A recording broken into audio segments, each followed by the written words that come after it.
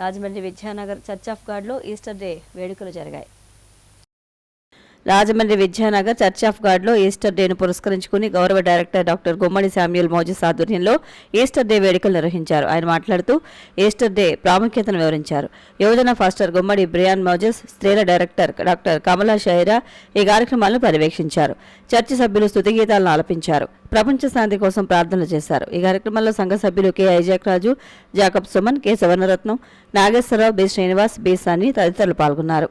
ఈ పునరుద్ధానపు పండుగ అనేది ఆయన తిరిగి లేచాడు అనే సత్యమును గ్రహించటే మాత్రమే కాకుండా ఆయన ఏందో చనిపోయిన విశ్వాసులందరూ కూడా ఒకనొక దినంన తిరిగి లేస్తారనేటువంటి సంతోషంతో ప్రతి ఒక్కరూ కూడా క్రైస్తవులు ఈరోజు సంతోషంగా ఈ పండుగను గడుపుకుంటారు. మీ అందరికి కూడా మరొకసారి పునరుద్ధాన పండుగ శుభాకాంక్షలు.